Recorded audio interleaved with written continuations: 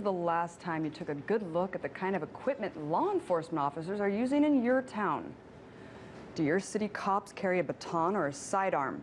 Maybe they keep a shotgun in their cruiser, or maybe they drive around in a militarized armored assault vehicle.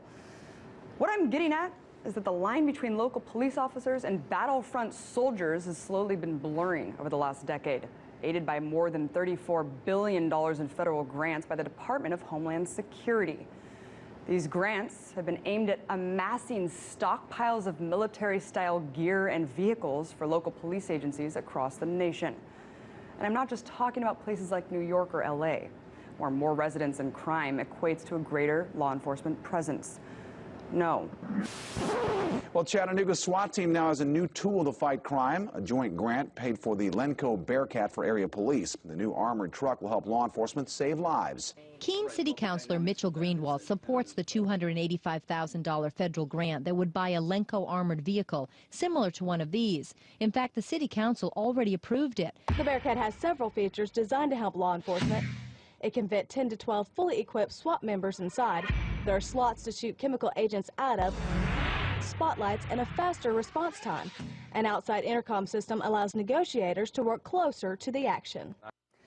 What you just saw is a perfect example. It's towns like Springfield, Ohio, who've been arming their sheriff department with $20,000 in war toys that are usually reserved for the front lines of Afghanistan.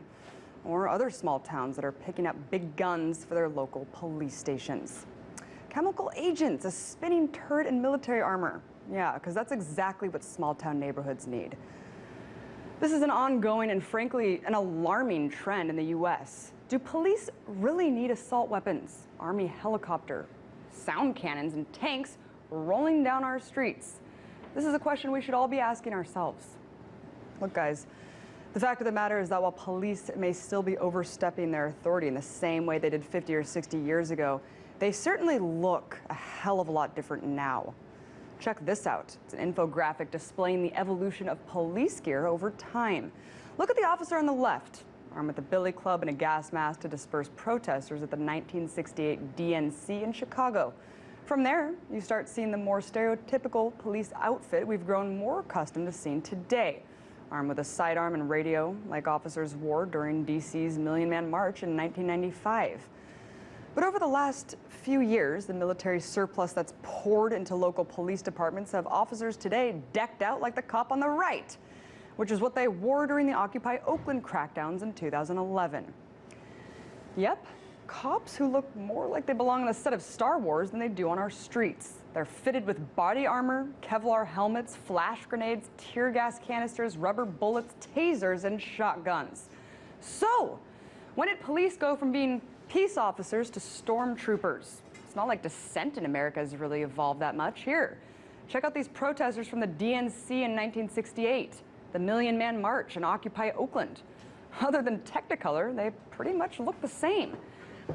What this trend really signifies is a slow transformation into a military police state. We now have police dressed like Army Special Forces, driving armored tanks and holding assault rifles, the sight of which alone is enough to terrify innocent people into submission. The militarization of local police departments is not only changing the way peaceful communities once looked, it's also bringing the battle mentality to our neighborhoods. We may not see police as a threat to us now, but when peace officers are geared up like soldiers, they'll eventually act like they're going to war.